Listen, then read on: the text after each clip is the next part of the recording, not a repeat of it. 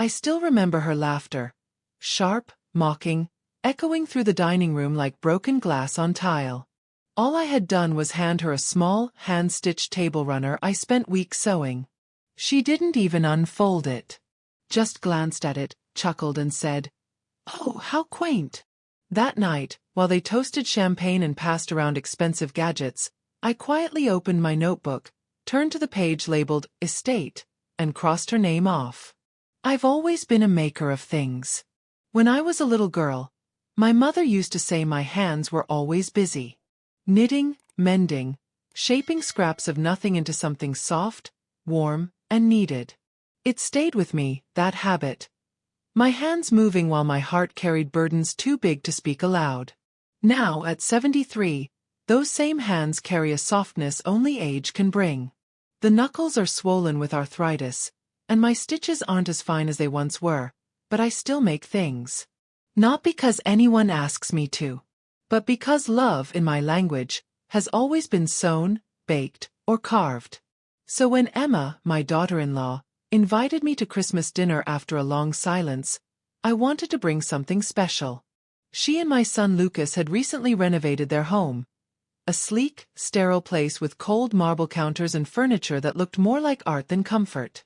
I knew handmade things didn't match her taste. But still I made the runner. I chose deep wintry reds with golden thread curling like vines. Old European style, like the linens my grandmother used to lay out on feast days. I added delicate embroidery. Tiny pine cones, snowflakes, a silver bell in one corner. I spent over 30 hours on it, breaking thread, pricking my fingers, redoing edges. I even tucked a note inside the wrapping paper, "Made with love, so your table is never without warmth." When I arrived at their home that evening, Lucas didn't come to the door. It was Emma who opened it, wearing that tight black dress she always wore for photos, the kind that made her look like she lived on magazine covers. She gave me a brittle smile and leaned in with the kind of hug that doesn't touch your heart, just your shoulders.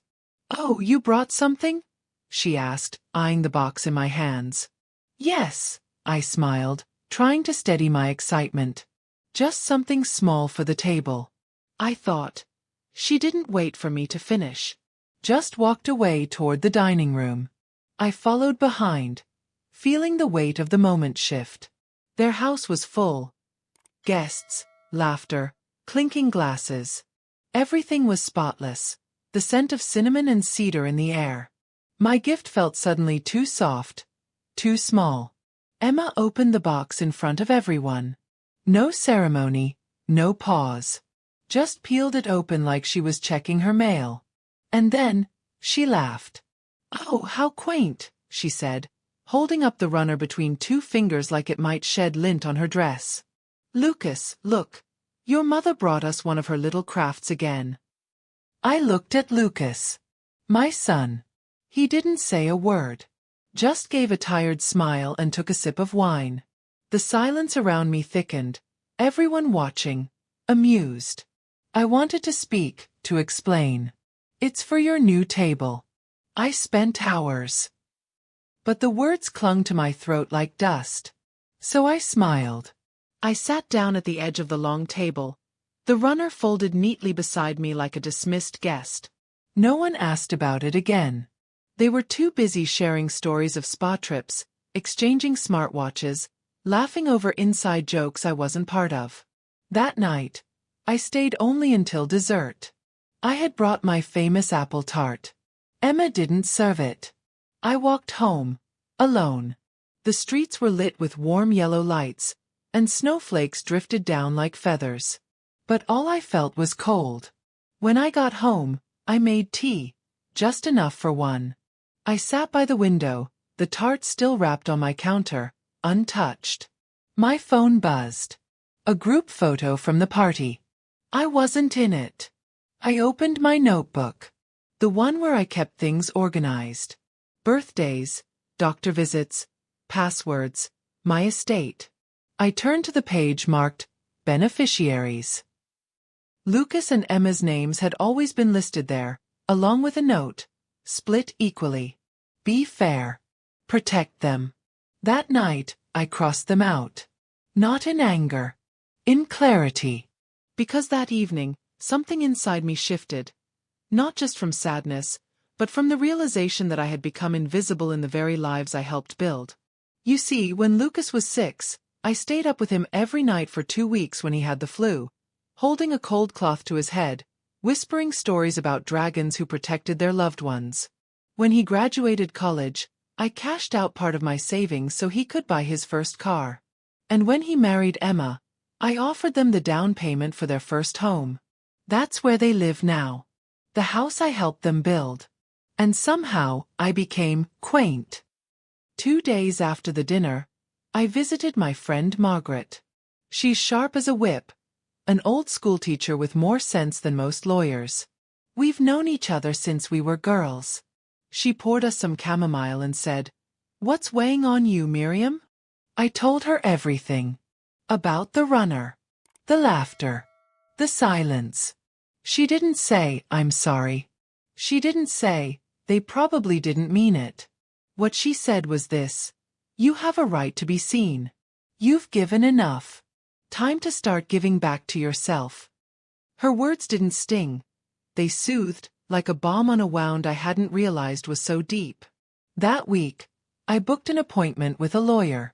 A young woman named Callie who looked surprised when I said I wanted to revise my will. "Are you sure?" she asked gently. "It's a big step." "Yes," I replied. "I'm tired of rewarding unkindness." We talked for over an hour. I explained my situation. Not just the Christmas dinner, but the slow erosion of respect over the years. The birthdays ignored. The calls never returned. The way Lucas only reached out when he needed something. The time Emma told me with a laugh that my clothes smelled like old closets.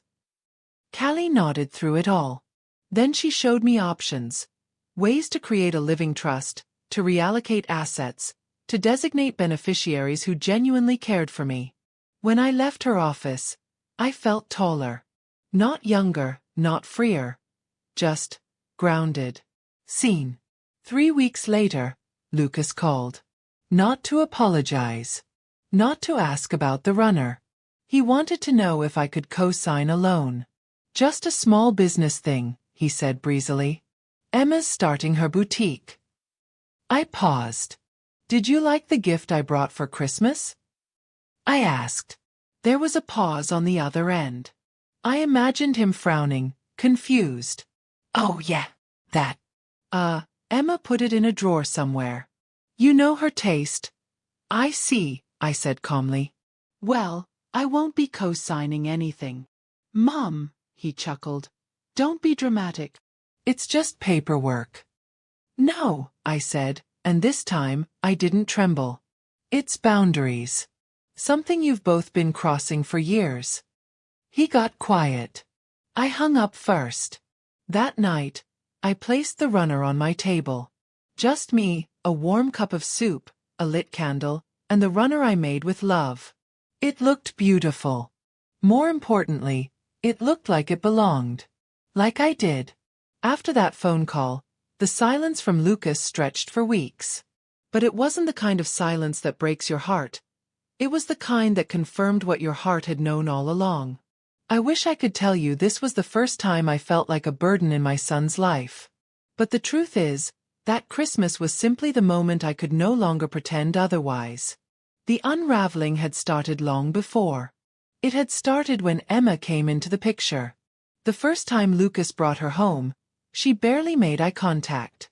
She walked around my living room like she was assessing a thrift store, her eyes drifting over my hand-crocheted doilies, the wall of family photos, the scent of cloves and vanilla I always kept in a dish near the window. "She's just not used to warm homes," Lucas had said later, laughing, as if warmth were a flaw. But I ignored it. I was so eager to be loved by the woman who would become my daughter-in-law that I swallowed every cold glance, every backhanded compliment. "You still use those old coffee filters?" she once asked with a polite smile. "You know they make machines now that do everything for you." When they got married, I offered them the pearls my mother had given me. Emma took them, then never wore them. I saw them in a drawer once, tangled next to costume jewelry, forgotten. Still I tried. When they moved into the new house, I helped them unpack. Ironed curtains, scrubbed floors, stocked the fridge. Emma didn't say thank you. Lucas gave me a distracted side hug when I left. Busy week, Mom, he said, kissing my cheek like a footnote. I told myself they were just adjusting. That one day, they'd look back and appreciate it. But years passed. And the only time Lucas came to visit was when he needed something signed, or a cake baked for a work event, or a dog watched for a weekend. And I said yes. Every single time. Because that's what mothers do, right? We say yes, even when the yes costs us sleep, money, dignity. We say yes because we believe that love is service. That if we give enough, they'll remember we exist outside of utility. It took me decades to realize that love without respect is just quiet servitude. And respect? Well, that was no longer in my home. One afternoon, maybe 2 months after Christmas, I went to the local grocery store. It was raining gently, the kind of soft drizzle that kisses your coat without soaking it. As I turned into the baking aisle, I saw Emma. She was with a friend, someone I didn't recognize. They were laughing. Emma had that sharp smile she wore when she was performing. The one that never quite reached her eyes. I stepped forward, about to greet her, when I heard my name. His mother, Emma said, waving a manicured hand. She's sweet but kind of lost. Still sends birthday cards with poems. It's cute. Like a stray cat that keeps showing up. They both laughed. I stood still. The linoleum floor felt like it was moving beneath me. The sound of the rain outside, the hum of the freezer units, the crackle of a loudspeaker calling for someone in produce, it all melted into a dull roar. I turned and left the store. Left the groceries. Left my breath somewhere between the rice and the pasta. I walked home in the rain, no umbrella, the drizzle matting my hair to my scalp. That night, I sat on my bed and took out a photo album. Page after page of memories. Lucas on his first bike. Lucas in his prom suit. Grinning awkwardly. Emma at their wedding. Smiling tightly. Me in the corner of every shot, always just outside the frame of importance. I flipped to the last page. It was empty. I closed it gently. Then I reached for my phone and called Margaret. I need you, I said. My voice didn't shake this time. Margaret came the next day with fresh scones and 2 cups of tea. Tell me everything, she said, folding her legs beneath her like she was 20 years younger. I told her about the store. About the words. About how I'd spent so long trying to earn affection that was never truly offered. You're grieving, she said simply. Grieving. Yes. Not just a relationship. A story. The story you told yourself about your son, your place in his life, what you thought love would look like at this age. I let the words sink in. She was right. I was grieving the mother I thought I'd been. The son I thought I'd raised. The next week, I made an appointment with my lawyer again. This time, I asked Callie if we could begin the process of establishing a legacy trust. I want to redirect my estate, I told her. Not out of spite, but out of clarity. She smiled. Where would you like it to go? To people who treat me like a person, I said. Not a pocket. I named my goddaughter as a partial beneficiary. A nurse who had taken care of me during a minor surgery last year and still called every other week to check in. I included a scholarship fund for women over 50 returning to school. And I set aside a generous portion for a local domestic abuse shelter. Something I had once leaned on, briefly, before I left Lucas's father for good. Lucas will contest this, I told Callie. He might try, she said, but the paperwork will hold. I felt something rise inside me that day. Not bitterness. Not triumph. Peace. The kind of peace that comes from no longer needing to be needed in places that drain you. 3 weeks later, I received an invitation to Emma's birthday brunch. It wasn't from her. It was a mass text sent from Lucas's phone. I thought about ignoring it. But something inside me wanted closure. I baked my apple tart. Not for them. For me. And I brought one last gift. Not stitched, not sewn. A small card. Inside I wrote, "For all the things I gave that were never seen, I now give something you cannot touch. My absence." At the brunch, the house was full again. Emma was dressed like always. Impeccably styled, aloof. Lucas greeted me with a tight nod. "Glad you came," he said, avoiding eye contact. I handed her the box with the tart and card. She opened it slowly, reading the card before anyone could see. Her face faltered. The smile cracked at the edges. She said nothing. I said nothing. I turned, stepped outside into the sunlight, and walked home without looking back. It's been 6 months now. I spend my days tending to my garden, volunteering at the shelter, teaching knitting at the community center. The women there laugh with me, cry with me. We trade stories like recipes. I don't speak much of Lucas. Not because it's too painful, but because some things deserve to fade without being framed. I'm not angry anymore. I'm awake. And in this waking, I've found something more valuable than inheritance or approval. I've found myself. Sometimes when I sit alone at the kitchen table with the morning light pouring in through the lace curtains, I wonder if they ever realized how much I saw, how much I swallowed quietly over the years. They thought I was just a sweet old woman with hands that made pies and sweaters, someone who smiled at the edges of rooms and nodded through disrespect like it was nothing more than background noise. But I saw everything. I saw the way Emma flinched when Lucas called me Mom in public, as if acknowledging our bond might make her invisible. I saw the way Lucas's voice hardened every time I asked about visiting, how he always had a reason, a meeting, a migraine.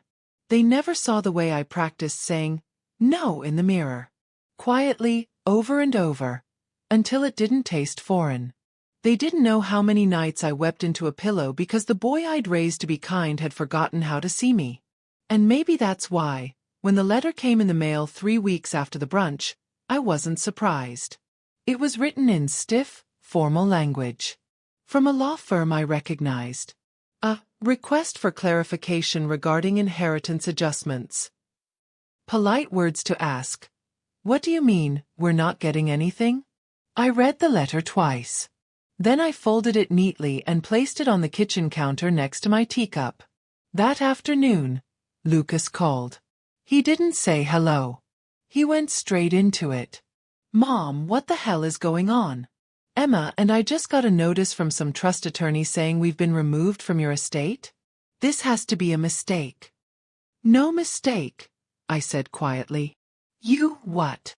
His voice broke, disbelief curdling into something darker. Are you serious? After everything we've done for you? I let that hang in the air. After everything they'd done? Like what? Laughed at my gifts? Used my home as collateral for Emma's boutique without asking? Forgot my birthday last year? Used my name on a credit application? Yes, that had happened. I found out when my credit report showed a strange inquiry. I didn't say anything. I should have. But back then, I still wanted peace more than truth. Now I crave truth more than comfort. I'm not angry, I said softly. I'm just done being invisible. You're punishing us, he snapped. Emma's humiliated. No, I said with all the calm I could muster. Emma is simply reaping what she sowed. You both are. You've changed, he muttered. No, I said again. I've just stopped begging to be loved. I didn't hear from them for a while after that. And I was okay with it. Because in their silence, I began to hear myself again. I started going to the community center more often, teaching quilting to a group of young mothers who'd never held a needle before. One of them, Sophia, broke down in tears one evening when I showed her how to stitch a name into fabric. No one's ever taught me anything before, she whispered. That night, she hugged me tighter than Lucas had in years. I didn't cry, but when I got home, I sat with the silence in my apartment and felt it differently. It didn't echo with loneliness anymore. It hummed with purpose. One morning, as I was watering my small garden, a neighbor approached. Mr. Rivas, mid-60s, gentle eyes, always wearing that same tan cap. "I heard from Margaret what you did," he said, brushing soil from his fingers. I raised an eyebrow. "Oh, taking your name back. Your piece. That's not small." I smiled. It didn't feel brave. It just felt necessary. He nodded slowly. "Funny thing about women our age," he said. "People think we're finished. But maybe we're just finally starting." One night, I took out a box from the hallway closet. Inside were letters Lucas had written from college, back when he still needed my voice to calm his nerves. "Mom, I bombed a test today, but I can still hear your voice telling me I'm not my failures. I miss your Sunday roast. I miss how you always made our little apartment feel like magic." I read each one carefully, like deciphering an ancient text. It made me ache, yes. But more than that, it reminded me of what I had given, of who I had been, and of how far they had drifted. A month later, I received an invitation in a pale blue envelope. A baby sprinkle for Emma. They were expecting their second child. I stared at the card. Scripted gold letters, cutesy animals, RSVP by this date. No handwritten note. "No, we'd love for you to be there." Just another group text invitation. Mass-produced. Loveless. I put it in the bin. Then I opened my notebook and turned to a fresh page. At the top, I wrote, "The legacy I choose." And I listed names. Sophia, the young mother from my sewing group. Mr. Rivas, who helped fix my front steps without asking. The shelter downtown, where I now volunteered on Sundays. The scholarship I'd begun funding for women with late-in-life dreams. My legacy wouldn't be gold chains and property lines. It would be warmth stitched into the edges of lives that had never known softness. About a week before the baby sprinkle, Lucas showed up at my door. I hadn't seen him in months. He looked tired. Weathered. The boy I had once rocked in my arms peeked out from behind the face of a man who now lived behind walls. "Can I come in?" he asked. I nodded. He didn't take off his shoes. He never did. He sat at the table, looking at the centerpiece I'd made from pressed flowers. I wanted to understand. Why you're cutting us out. Why you're pushing us away. "I'm not pushing you," I said, sitting across from him. "I'm just stepping out of the shadow you left me in." He sighed. "Emma's not perfect," he began. "She doesn't have to be perfect," I said. "She just has to be kind." He looked down. "You know," I whispered, "when you were born, I stitched your name into a blanket. Pale blue. Little stars. I wrapped you in it every night. It smelled like lavender and milk. You used to curl into my neck like I was your whole world." "I remember," he said quietly. "No," I said gently. "You remember being loved. But you forgot to love back." He closed his eyes. I don't know if they filled with tears. I didn't lean close enough to see. "I miss you," he said, voice raw. "I miss the boy who made me feel like a mother," I replied. "I don't know the man you've become. And I'm too old to beg for space in a life I helped build." He didn't argue. He stood slowly. "Can I call you sometime?" he asked. "Of course," I said. But he didn't. And I didn't wait. Weeks passed. The sprinkle happened. I wasn't there. But I received a message from someone who was. A photo. Of Emma, glowing. Holding a handmade baby quilt. The caption said, "Gift from her aunt's side." A stranger's name. Tagged. Not mine. And for the first time in a long time, I didn't ache. Because I knew the quilt I would have made would have stayed in a drawer. And I knew there were other babies, other mothers, other women in shelters who would cherish every stitch. That night, I lit a candle, made myself a soft dinner, and turned on music from my youth. And I danced. Alone. Free. Not forgotten. But finally remembered, by the one person who mattered most. Me. They say you die twice. Once when your body leaves the earth. And once when your name is spoken for the last time. But I believe there's a third kind of death. Quieter, crueler. The death of your worth in the eyes of the people you once loved most. I died that death sometime between giving away my pearls and watching Emma roll her eyes at the gift I made with my aching hands. But the beautiful thing about grief is that it clears the soil for something new to grow. And grow I did. The first call I got from Sophia was about a job interview. She had been applying for receptionist roles and couldn't afford new clothes. I don't know what to wear, she whispered. They always look at me like I'm out of place. I told her to come over. That evening, I pulled out an old blazer of mine. Soft gray wool, with gentle seams that curved like kindness. I hemmed the sleeves to fit her petite frame. I even added a brooch, one I'd saved from my own first job as a librarian. She stood in front of the mirror with her hands to her mouth. I feel like someone important. You are, I said. Now go make them see it. She got the job. The next week, she brought me roses. And tears in her eyes. No one's ever believed in me like that, she said. And I realized, maybe this was what motherhood was supposed to feel like. Not just blood ties but soul recognition. I started a notebook. Not the old one with the will and bank accounts. A new one. Bound in deep navy leather, with pages that felt crisp and hopeful. At the top of the first page I wrote, "What they never took from me." Page after page, I filled it with things they couldn't mock, dismiss, or erase. The first time Lucas said, "Mama," the scent of cinnamon rolls in winter, the way my late husband once danced with me in the kitchen while soup boiled, the quiet pride in teaching a girl to sew her name into fabric, the women who now called me Miss Miriam, like I was someone worth respecting, they hadn't taken me. They'd simply stopped seeing me. But I could see myself now. In full light. One morning, as I sipped my tea in the garden, I received a letter. Not from Lucas. Not from Emma.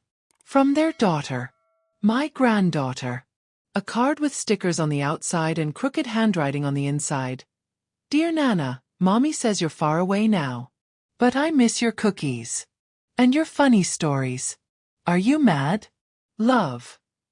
Ellie. I clutched the letter to my chest and cried. The kind of cry that shakes something loose in you. Because I realized, it wasn't the child's fault. Children see love. They remember warmth. They don't play the games adults do. So I wrote back. A simple letter. Dear Ellie, I could never be mad at you.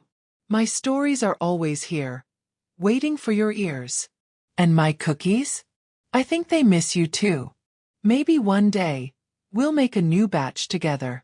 Love. Nana. I didn't know if Emma would let her read it. But I had to try. Because bitterness is heavy. And children deserve to inherit love, not wait. Margaret came over that weekend, holding a basket of fresh blueberries. I have a confession, she said, placing it on my counter. You've inspired me. Oh. I rewrote my will. I laughed. What happened to the woman who told me it was too much drama? She winked. Turns out you can be right and dramatic. We sat on the porch, watching birds flit across the fence. You know, she said, you've become a bit of a local legend. The woman who took her name back. I smiled. I didn't take it back. I remembered it. Emma called once. Just once. Her voice was thin, tight. The kind of voice that wraps itself in politeness but leaks resentment. I heard you've been talking to lawyers, she began. I have, I said. And making changes. Also true. A pause. We didn't mean to hurt you, she offered, though it didn't sound like a confession. More like a legal disclaimer. I didn't answer. Lucas is upset. I imagine so. I just think, she continued, that family should stick together. That these kinds of decisions should be made collectively. Family, I repeated. Yes. But I stopped being treated like family a long time ago. Another silence. Ellie misses you, she said finally. Then you know how to find me. And I ended the call. I never did get another invitation. But I got something better. Letters. From Ellie. Drawings. A crayon sketch of me holding her hand. Stories about her school. A photo of her dressed as a fairy for Halloween. I responded to every one. Emma never called again. Lucas didn't either. But somehow, that small bridge between me and Ellie stayed unburned. I started teaching more classes. Cooking lessons for widows who'd never learned how to cook for one. Budgeting tips for women who had once given control to husbands, and now had to start over. Every woman who came through the door brought a piece of my younger self with her. I saw them. And they saw me. One day, a woman named Lillian, new to town, newly divorced, stayed after class. I just wanted to say thank you, she said, her eyes welling up. You don't even know me, and yet you made me feel like I belong somewhere again. I took her hands in mine and smiled. You belong everywhere, Lillian. You just forgot for a while. My apartment may not be grand. No designer furniture. No sleek marble. Just warm throws, family photos from when smiles were real, and shelves lined with books and memories. And my table? It always has the runner on it. The one Emma laughed at. It sits proudly beneath a bowl of oranges and a candle I light every night. Because now it isn't a dismissed gift. It's a symbol. A declaration. You can mock what I make. You can erase my name. But you cannot touch the heart I stitched into every thread of my life. I don't know what the end of my days will look like. But I know this. My legacy won't be counted in money or mentions in a will. It will be in every woman who sat across from me and felt seen. In every child who heard a story that taught them to be kind. In every moment I chose peace over performance, dignity over desperation. And if one day, someone asks Ellie about her grandmother, I hope she says, she taught me that silence isn't always weakness, and sometimes the quietest women write the loudest endings.